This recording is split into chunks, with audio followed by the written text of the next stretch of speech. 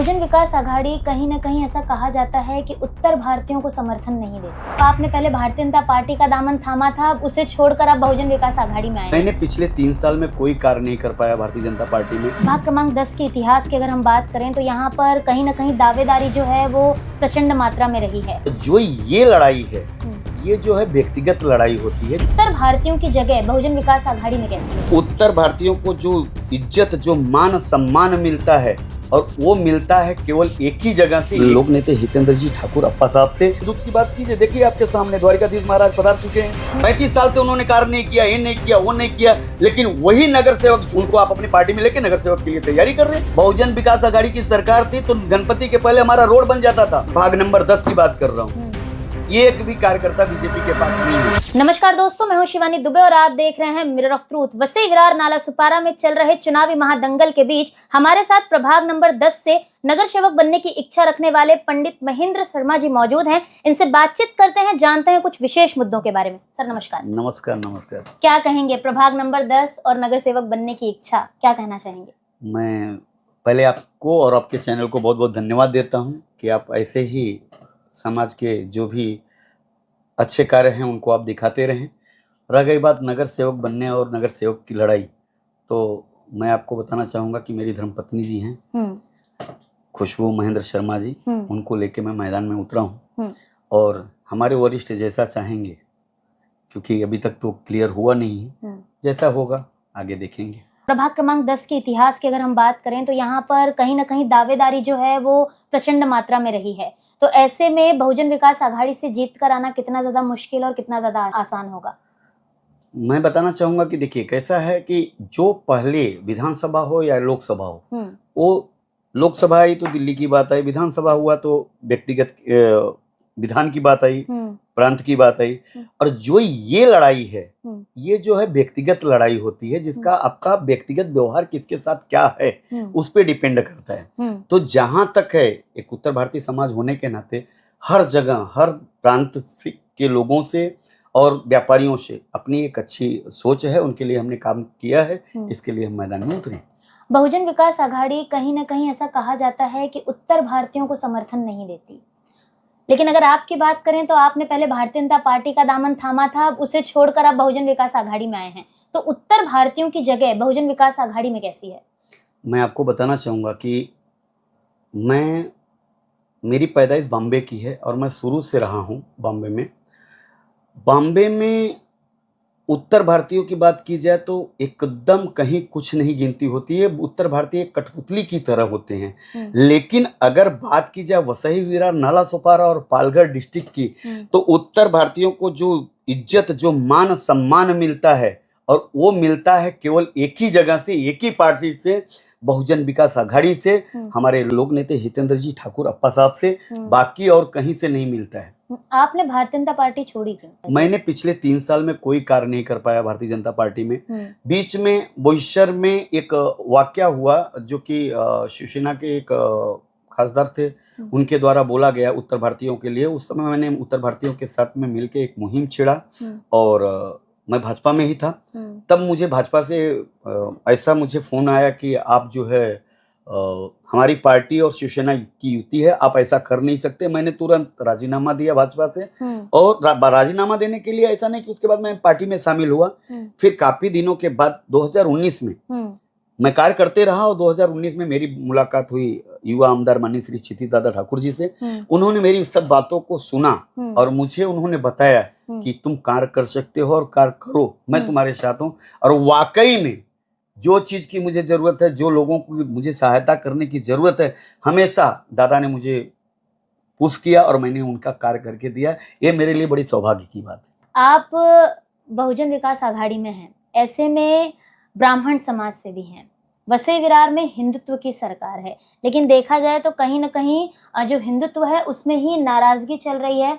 हिंदुत्व के वोटर्स जो हैं वो काफ़ी ज़्यादा नाराज़ हैं, मंदिर टूटे जा रहे हैं, सारी चीज़ें हो रही हैं। ऐसे में यहाँ पर जो मुस्लिम पार्टी के लोग हैं, जो भी एक नई पार्टी यहाँ पर सक्रिय हुई है AIMI, उनका ये कहना है कि बहुजन विकास आघाड़ी को हमने बहुत समर्थन दिया है। अभी उनके बयान सामने आए और बहुजन विकास आघाड़ी कहीं न कहीं मुस्लिम समुदाय के लोगों को भी अपने साथ रखती है। तो ऐसा नहीं होगा कि हिंदुत्व की बात जो करते हैं वो बहुजन विकास आघाड़ी के खिलाफ हो जाएं, वो लोग खिलाफ हो जाएं, क्योंकि कहीं ना कहीं बहुजन विकास आघाड़ी को केंद्र की कांग्रेस कहा जाता है यहाँ पर। देखिए, बोलने के लिए कौन क्या बोल रहा है ये विषय नहीं है, बोलने के लिए शांति की बात। जैसे कि आपको ये मालूम है, मैं एक उत्तर भारतीय होने के नाते उत्तर भारतीय पे ही बात करता हूँ। कुछ समय पहले एक किसी पार्टी के द्वारा उत्तर भारतीयों को मार के मुंबई से भगाया जाता था। शिवानी जी, मैंने वो अपनी आंखों से वो नजारा देखा है कि गर्भवती महिलाएं कुर्ला टर्मिनस पे पड़ी थी और लोग उसको कुचलते हुए मतलब मेरी जान बच जावे ऐसा सोच के ट्रेन में घुस रहे थे। उस समय हमारे लोक नेता हितेंद्र जी ठाकुर अप्पा साहब ने संरक्षण दिया। और आप बताइए, आपको मालूम भी है और या किसी लोगों से, यहाँ के लोगों से पूछेंगे तो मालूम पड़ेगा कि उस समय यहाँ पे एक भी ऐसा हादसा नहीं हुआ कि उत्तर भारतीय यहाँ से मारे गए हों या भगाए गए हों। तो ये तो बहुत बड़ी बात है। रह गई हिंदुत्व की बात, हमारे लिए अगर हम पार्टी में काम करते हैं तो हमारे लिए हर धर्म एक समान है, हर प्रांत एक समान है। तो ये राजनीति से नहीं है। हिंदुत्व की बात करेंगे तो जो जिनका हिंदुत्व की बात कीजिए, देखिए आपके सामने द्वारिकाधीश महाराज पधार चुके हैं। इससे बड़ा और क्या हिंदुत्व की बात होगी। परिवर्तन वाली सत्ता का लगातार आरोप है कि 35 साल में यहाँ पर कुछ नहीं हुआ। तो उन 35 साल के कार्यकाल को लेकर और अभी जो चल रहे आरोप, उनको लेकर आप क्या कुछ कहेंगे विपक्ष से सीधे तौर पर? क्योंकि आप बहुजन को भी जमीन से जानते हैं, आप उसके कट्टर कार्यकर्ता हैं, समाज सेविका का काम, सेवक का काम करते हैं, और आपने भाजपा में भी काम किया है। तो इन दोनों को लेकर क्या कुछ कहना है आपका? 35 साल मुझे तो शिवानी जब ये क्वेश्चन आता है ना तो हंसी भी छूटती है।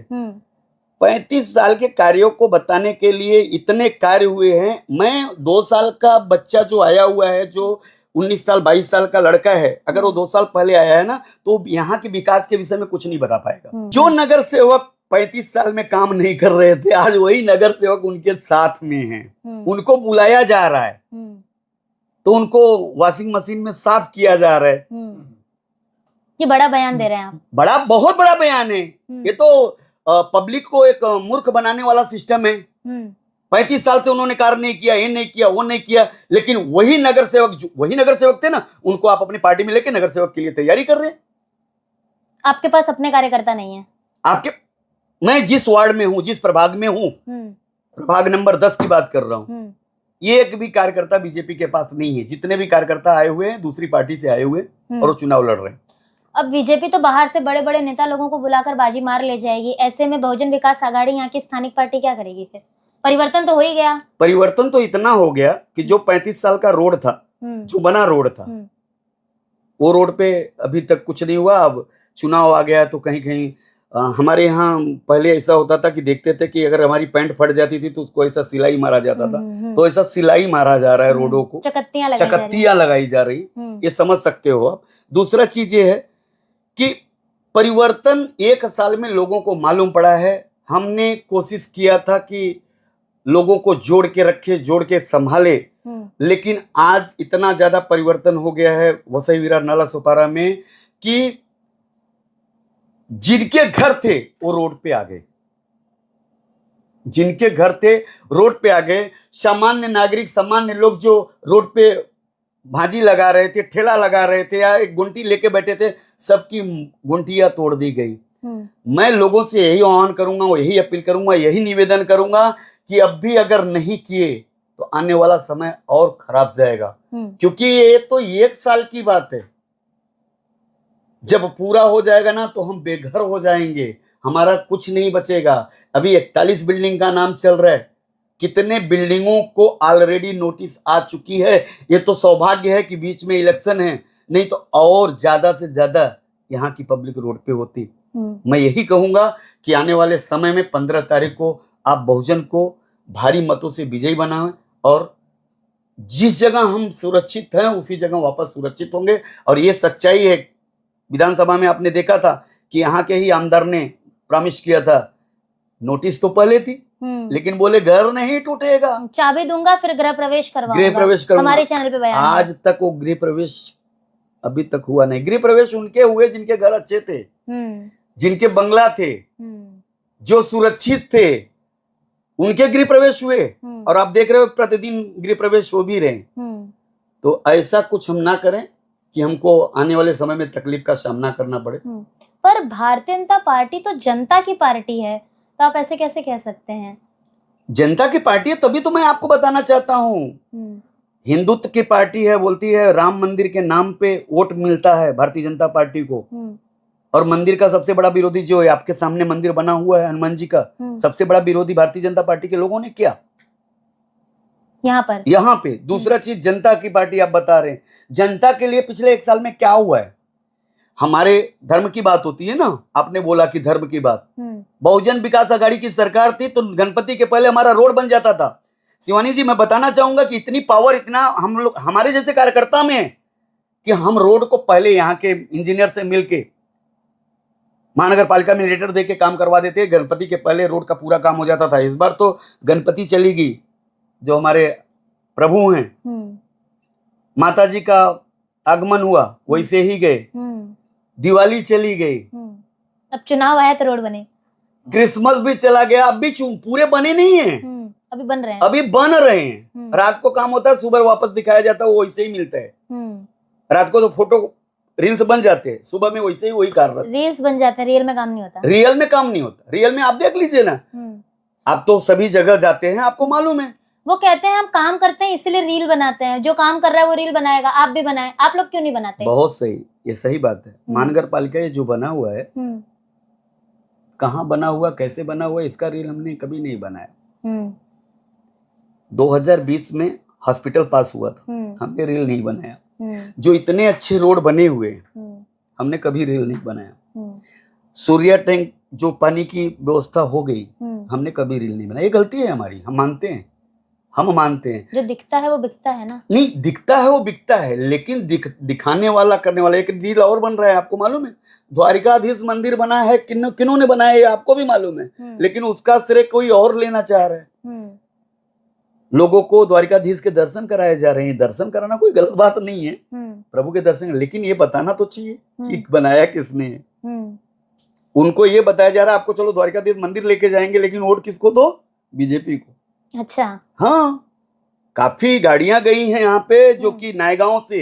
मैं एक दिन वहां पे मौजूद था, कुछ रहिवासी आए वहां के, तो बोले बीजेपी वालों ने हमको लाया है, और बोले दर्शन, आप लोग दर्शन करिए और फिर वोट के टाइम पे बीजेपी को वोट दीजिए। अच्छा, अभी आप ये कह रहे हैं कि जनता जो राम को लाए हैं उनके नाम पर वोट दे देती है और भाजपा इसी नाम पर वोट मांगती है, तो चुनाव के ठीक पहले द्वारकाधीश मंदिर का बनना, तो जो राम को लाए हैं वो भाजपा वाला एजेंडा बहुजन विकास आघाड़ी ने तो नहीं अपना लिया कि जो राम को लाए हैं तो जनता उनको वोट देगी, इसलिए हम भी कान्हा जी को ले आते हैं। मैं वापस भक्ति में जाता हूँ।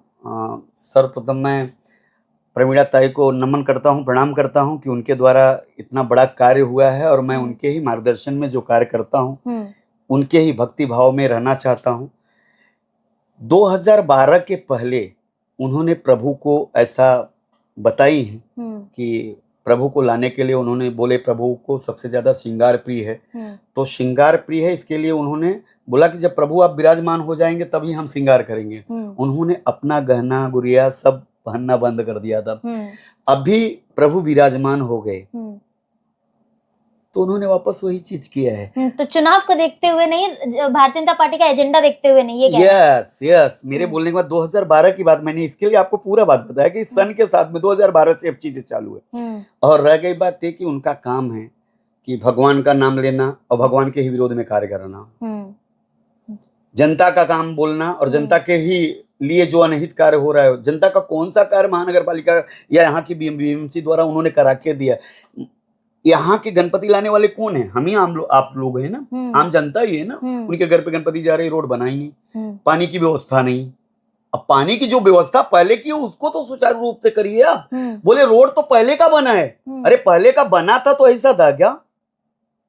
ठीक तो करिए, मेंटेनेंस की जरूरत तो लगती है। हम बड़ी बात बोलना चाहूंगा मैडम, लेकिन कैसा है, हम एक बाटा सूझ लेते हैं ना, तो उसको भी पॉलिश की जरूरत पड़ती है। वो हमेशा वैसे ही नहीं चमकता है, तो पॉलिश किया जाता है। तो ऐसी चीज है, ये हमारी चीजें हैं, हमारी शोभा बढ़ाती हैं। हमको कार्य करेंगे तो आगे बढ़ेंगे, कार्य करेंगे ही नहीं तो आगे कैसे बढ़ेंगे?